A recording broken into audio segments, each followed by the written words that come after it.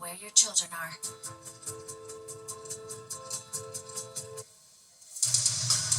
Right now on the 10 o'clock news. Christmas season officially arrives. The famous Rockefeller tree is twinkling once again. We are live at the tree lighting. And bundle up, it's already cold, but a polar blast is set to bring temperatures in the teens. Nick is tracking the timing.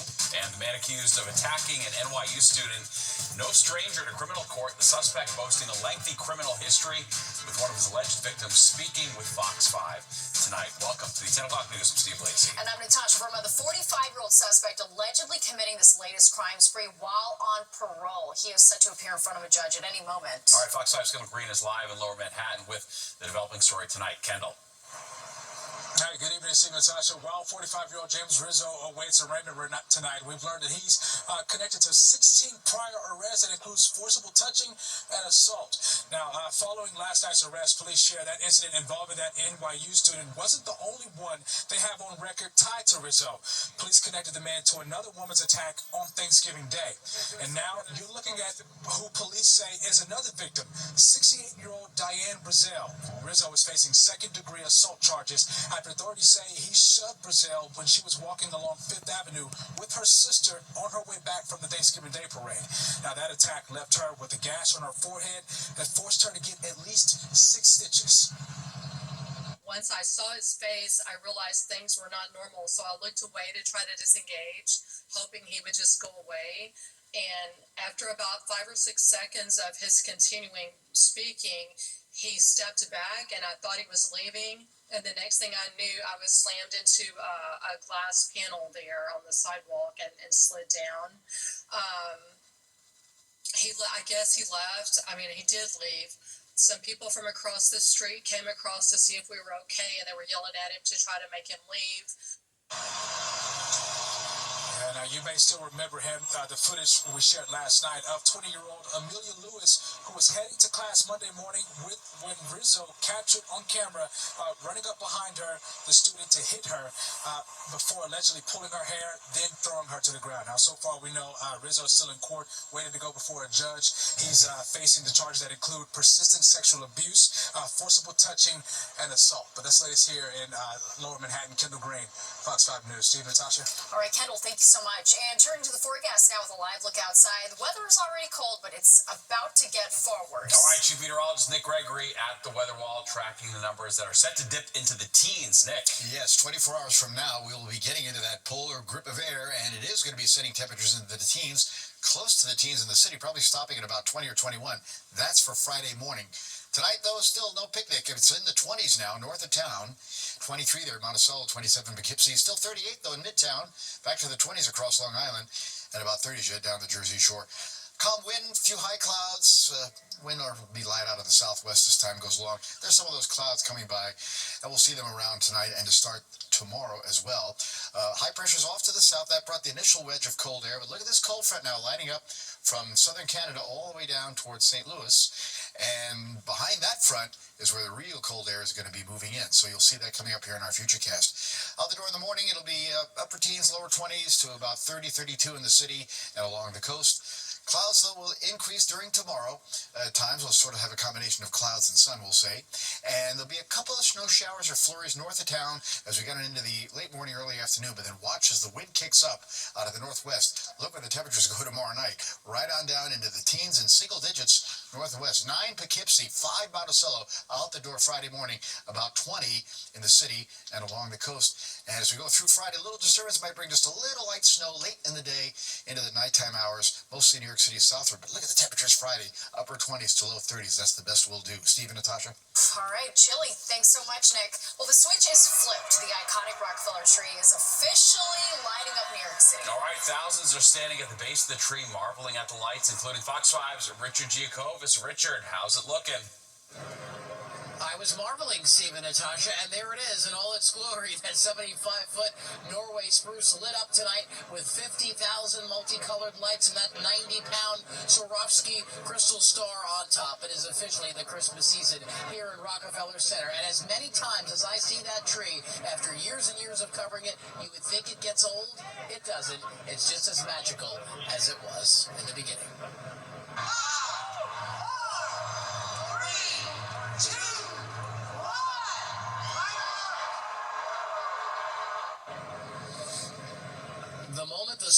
Doors flip, the crowd roaring with delight. That 1 second many of them have been waiting hours for, and they came from Colorado to Scotland, from Ohio to Brazil. So many first-timers come to live their dream in person, in the cold.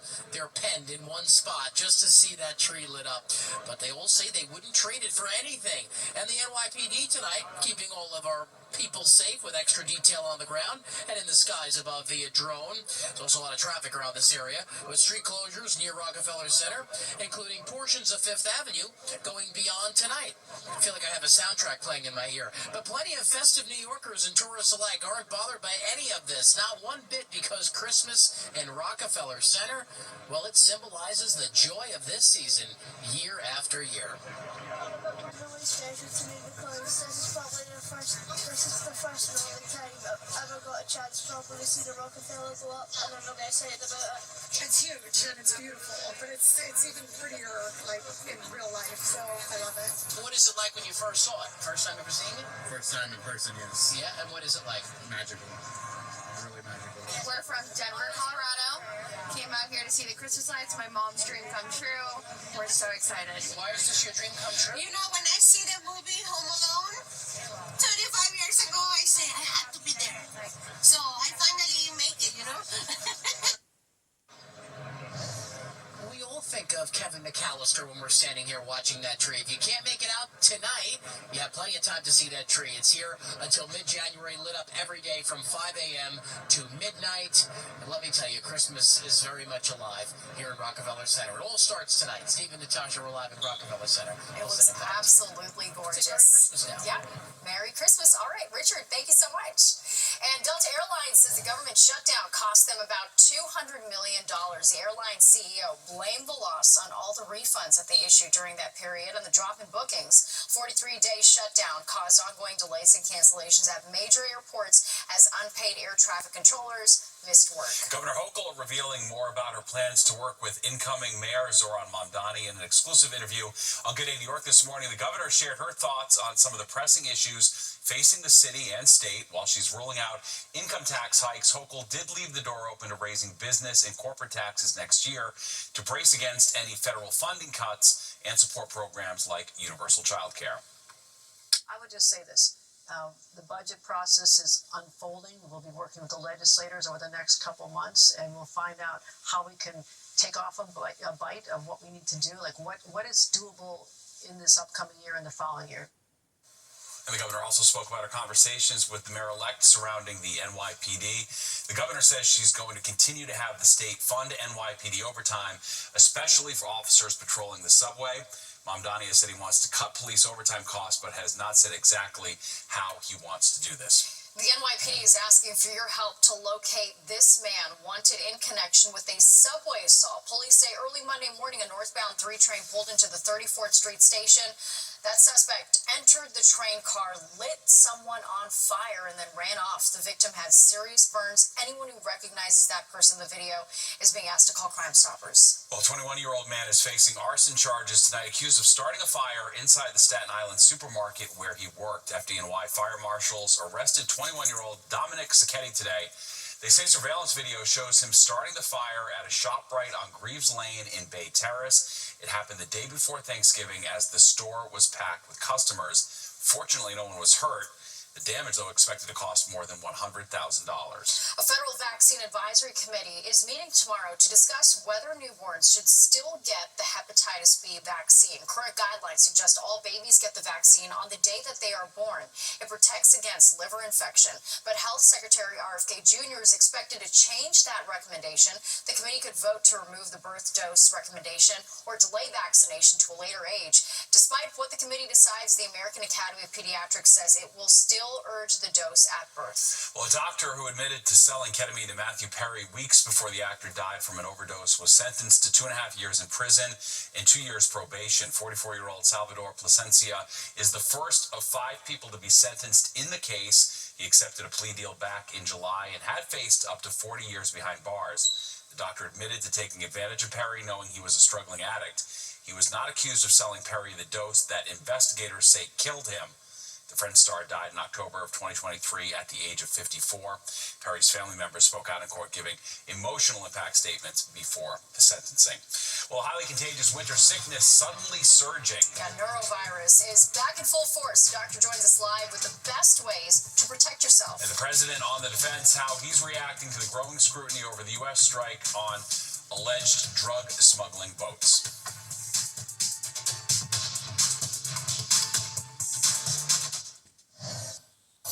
Wait. 1, 2, 3. Dramatic video of NYPD officers plunging into freezing water to save a man. This footage from Sunday shows them helping a man who is struggling in the waters off of Pier 2 in Brooklyn Bridge Park. The members of the harbor unit were able to pull him to safety. Oh, pretty amazing. President Trump once again questioned over the controversial airstrikes targeting boats that are said to be smuggling drugs into the U.S. And Fox 5's Linda Schmidt is live in the newsroom with how President Trump is responding to this whole situation. Linda. Yeah, hi there. Well, you know, the President and Defense Secretary Pete Hegseth continuing to come under fire from both Republicans and Democrats in Congress for the controversial strikes on alleged drug boats coming from Venezuela. Now, the President, once again today, defending the strikes, calling it war. Now, a strike back in early September blew up a boat in the Caribbean, but then a second strike was ordered, even though there were survivors floating in the water. And the second strike killed the survivors. Hegseth has defined the strikes as, quote, fog of war. The president was asked by a journalist today if his administration will release video of the second strike, and he said yes. He also said the U.S. might expand its attacks to include attacks inside Venezuela. Whatever they have, we'd certainly release, no problem. You know, we stopped every boat we knock out. We saved 25,000 American lives. That's right. And if you look at our numbers, the drugs coming in through sea are down 91%. Very soon we're going to start doing it on land too, because we know every route, we know every house, we know where they manufacture the scrap. We know where they put it all together, and I think you're going to see it very soon on land also. Okay, and also tonight, the Inspector General's Office for the Pentagon is criticizing Defense Secretary Hegseth for using the Signal messaging app to share sensitive information in a group chat about a U.S. military strike against militants in Yemen last March. Now, the IG's office concluded that even though Hegseth has the power to declassify sensitive information, that sharing it on the Signal app put U.S. troops and their mission in danger. Steve, back upstairs to you. All right, thanks, Linda. Fox 5 Health News, a nasty bug that is not the flu. Norovirus cases are surging across the U.S. earlier than expected. Joining us now is NYU gastroenterologist Dr. Rabia Delator. Hi, Dr. Delator. How are you? Good. Okay, so you're a gastroenterologist. You see this every day. Norovirus, it's nasty, especially this time of year, but why are we seeing it so fast and furious and early on? So we're not really sure why we're having this surge in cases, but we have a significant increase from just 3 months ago. And I will say this is not as many cases as we saw last December 2024, where norovirus was significantly increased in terms of prevalence. The other thing to note is that while the tests that are done in, different types of healthcare settings are important, a lot of people have norovirus and they just kind of wear it out at home and survive on their own. They never get tested. And so we can't truly assess what the actual prevalence is, but it's thought that about 20 million Americans get norovirus every single year. And for those of you who've had it, know it's a pretty nasty virus and can make you very ill with nausea, vomiting, abdominal pain. And for people who are immunocompromised, elderly, and kids, it can also land them in the hospital. Yeah, I got it on a cruise ship when I was in 8th grade, and I still have nightmares about it. It was horrific. All right, so what are the best ways to prevent yourself from catching this virus? What can you do? Such a good question. The most important thing you can do is wash your hands. This virus is spread from person to person through, it sounds a little gross, but it's a fecal-oral route. So think of someone who has contaminated hands because they're sick. If they don't wash their hands, they can spread it to another person when that person touches their eyes, their nose, their mouth, or your food. So if someone's preparing your food and they don't wash their hands, that's also a possibility. The way it's spread most often is in really crowded spaces, like you mentioned, cruise ships, daycare centers, military barracks, anywhere where you have a lot of people that are in close quarters, it can spread very quickly. It's a very contagious virus. Okay, so keep hand sanitizer, be careful. That's what you got to do this time of year. Absolutely. And if you are worried about contamination or contaminated areas, let's say someone in your house is sick, you do have to disinfect surfaces. It's really important to do that as well. But washing your hands is the most important thing. And then you can also make sure if you're eating food that it's cooked, and if it's not cooked, like fruits and vegetables, if you're eating them raw, make sure you're washing them well. All right, good advice there. Dr. Rabia Delachor, thank you so much for joining us. Thank you. Oh, we've got one more topic. Sorry, I thought we were just talking about norovirus. Okay, so we've got new findings on the shingles vaccine. A recent large-scale study suggests that the shot can help lower the risk of dementia, even slow down its progression. So talk to us about this study and what they found. Absolutely. So this study looked at healthcare records in Wales and then again in Australia, where there was this kind of declaration that we're going to start giving people the shingles vaccine in, several years ago. And the cutoff was age 80. So they compared people who were 79 to the 80-year-olds and watched them over several years. In Wales, they looked at them for about 7 years, in Australia, 9 years. And they compared those two cohorts of people who were vaccinated and unvaccinated and looked at new diagnoses of dementia, and found that in the group that were vaccinated, meaning the 79-year-olds, so assuming they're similar ages, 79 versus 80, similar lifestyle, because, it's just a cohort of people separated only by age, they found that there was a 3.5% reduction in new diagnoses of dementia in the group that was vaccinated, and they found similar findings with a reduction of 3.1% in the Australian group as well. So I think this is a great example of an association so far. You can't prove causation based on the study alone, but it just goes to show, this virus can lay dormant in your nervous system after you've had chickenpox, let's say as a child, and it can reactivate. That's what shingles is. It's the same virus that causes chickenpox. So the thought is maybe there's some interplay with the nervous system that might play into dementia, but this is all association. We can't prove causation yet. Right. How long would we be looking at to potentially be using this to help in the fight against dementia, assuming everything works out? So the shingles vaccine we recommend in this country to people over the age of 50, we recommend 2 shots. It's very effective at preventing shingles, which is a very painful rash that you can develop in one part of your nervous system. Saying that this is effective at preventing dementia, they looked at people over 7 and 9 years. That's all the data we have. I cannot, based on this data alone, say that it would actually prevent dementia. I think the most important thing that we know of in terms of preventing dementia is being social, your diet, and being physically active. It's very important. That's what I think we can hang our hat on. This right now is very much an association. We can't prove causation. All right, doctor, thank you so much. Thank you. All right, if you think it's just cold, just wait. Nick is tracking a blast of Arctic air. All right, it's not just players who will score big at the FIFA World Cup. Why stickers will be some of the best collecting items for fans. All right, it's 190 days and counting until the start of the 2026 FIFA World Cup. And today, some of America's top players were on hand for the debut of the tournament's official commemorative sticker album. And it comes as soccer memorabilia is on the rise with the World Cup quickly approaching. Fox 5's Kendall Green has the details. Just days ahead of the 2026 FIFA World Cup draw, Panini America, one of the leading sports collectibles companies, unveiled the newest edition of its Panini FIFA World Cup sticker collection album at MetLife. That's where we caught up with one of the U.S. men's national team's all-time leading scorer, Landon Donovan. He called the collector's items pieces of history of the sport, growing in popularity in the U.S. Major League Soccer has now become much more prominent than it was in the past, but for our sport, really, every 4 years was the opportunity to showcase ourselves and make an impact, and it's no different than this coming summer. It'll be the first time Panini's dedicated their collectibles cover to host nations, the USA, Mexico, and Canada. The magazine itself is a historical icon for soccer followers and fans of the game. Former World Cup player for Team Canada, Julian de Guzman, shares collectibles were a big part of growing his love for the game. I used to have a magazine where you had all the stickers that would come in, and you have to get the stickers for each country, for each team, and it was a way of finding out, who your hero was. It's a way of trading stickers or cards. We used to do a big hockey business, and now soccer's like taking over. Fred Bauman, one of the co-owners of Alex's MVP Cards and Comics, says soccer's been drawing more and more fans to his shop. So MLS, they've got some good stuff going on. When Messi came, all of a sudden the MLS packs exploded. So between now and World Cup, How much would you say the interest is climbing in soccer itself and the collectibles items? I think every day. We have the holidays coming up. A lot of people have it on their list. I want this box, I want that box. So if you're looking for a special gift for that soccer fan for the holiday season, Alex MVP Cards and Comics, not a bad place to stop. On the Upper East Side, Kendall Green, Fox 5 News. All right, and remember, Fox 5 is your home for the 2026 FIFA World Cup. Look for updates and features leading up to the big event next summer.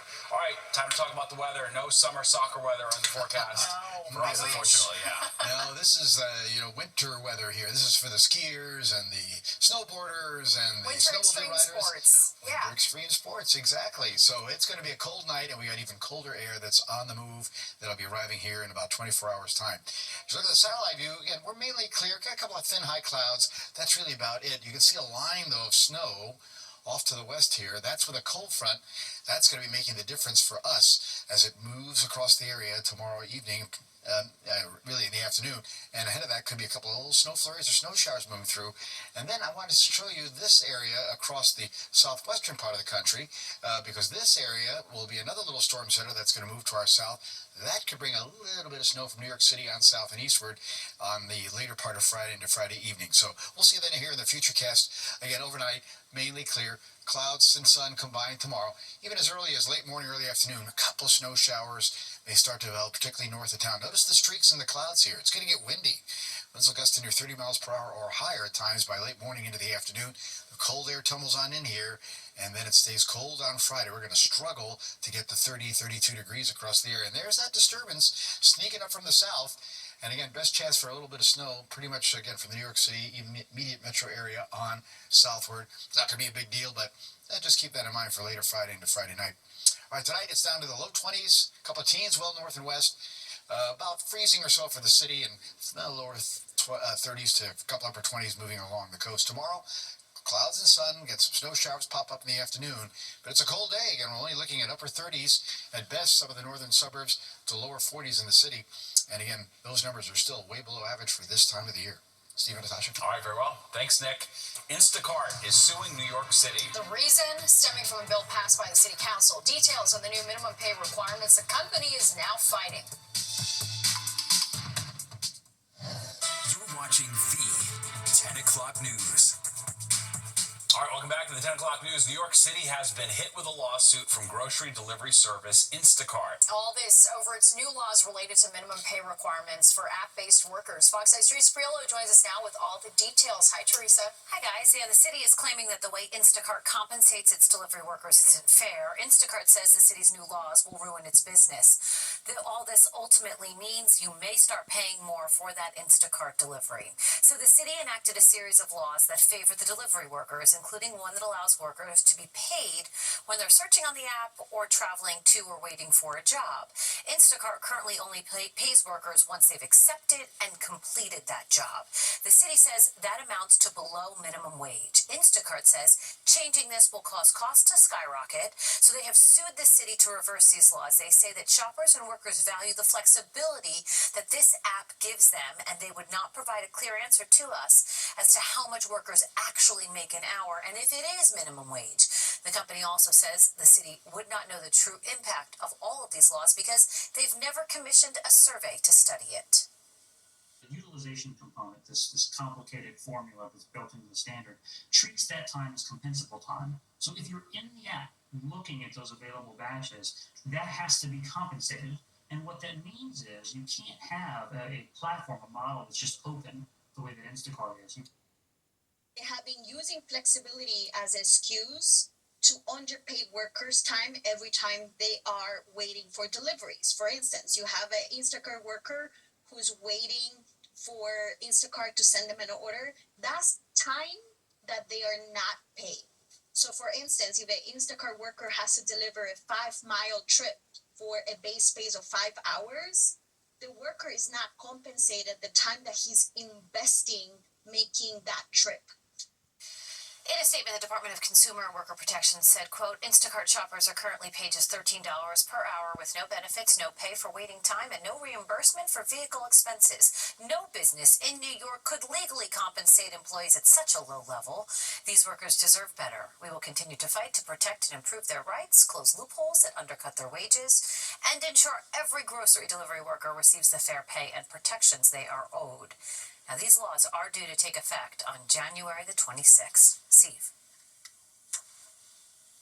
And growing on Long Island, it's called bank jugging. The term refers to when someone's targeted by thieves after taking cash out of an ATM. Police say these types of robberies are even more frequent during the holidays. In many cases, there's more than one thief that commits the robbery. Officials say the best way to protect yourself is to not count your money after the withdrawal and quickly put it away. And of course, if you're feeling like you're being followed, to call police. Well, the outgoing Adams administration making big decisions here in the city. Today, they announced a $68 million plan to reduce flooding in Prospect Park and surrounding neighborhoods. It calls for the creation of the first ever Blue Belt in Brooklyn. It's a drainage system that naturally handles runoff precipitation that falls on the streets and sidewalks. Improvements will enable us to lower lake levels in under 36 hours, greatly increasing our storm capacity. Because what we're able to do is when a storm is coming, create space in the lake so that the drainage flows into the lake rather than flowing out of the lake, which happens so often. The plan follows a year-long study by the Department of Environmental Protection.